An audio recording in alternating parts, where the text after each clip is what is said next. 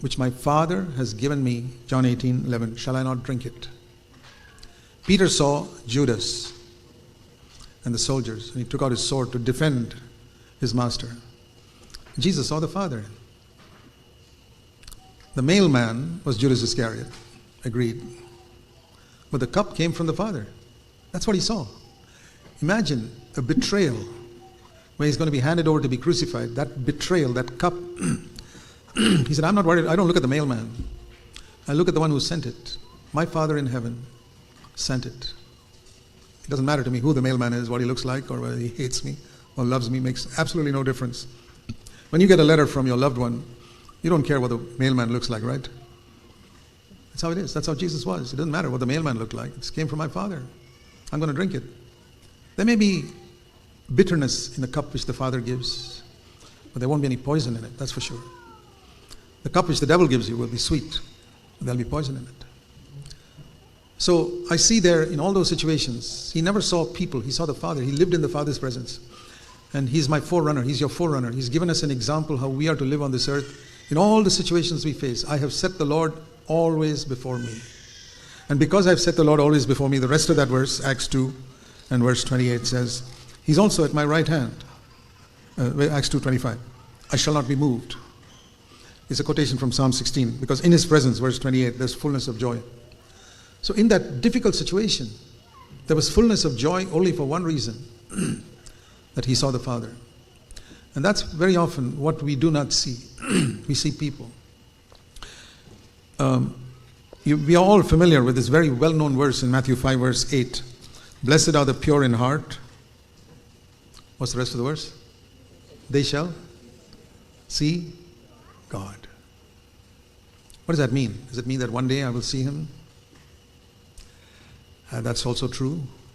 But I see another meaning to that verse, and that is, if my heart is pure, I will see God everywhere.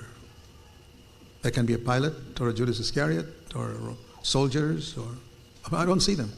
I see God because my heart is pure. If my heart is not pure, I'll see people. I'll see enemies, critics, and I'll want to fight back. I'll be angry. I will lose my temper because I haven't seen God there. I see people. I see people who are against me. I look at it like this, that if my heart is pure, in every situation I will see God ordering my circumstances to make me more like Jesus, not to help me escape death. The Father did not allow Jesus to escape death. The Father did not allow Peter, Paul, James to escape death. No.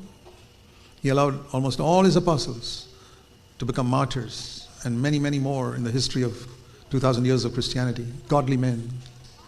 They saw the Father. I remember, I'll never forget the story I read of an English missionary couple, William Calvert, he and his wife, in the 1840s. It's 175 years ago.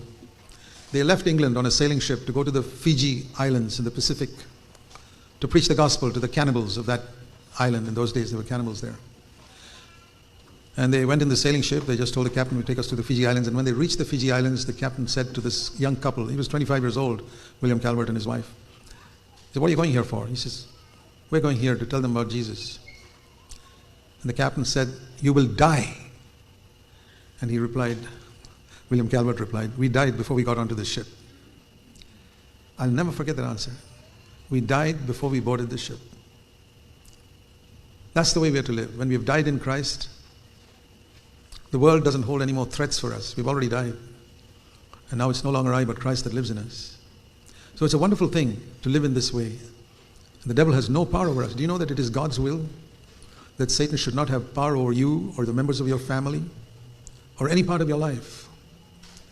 God surrounds you with his power.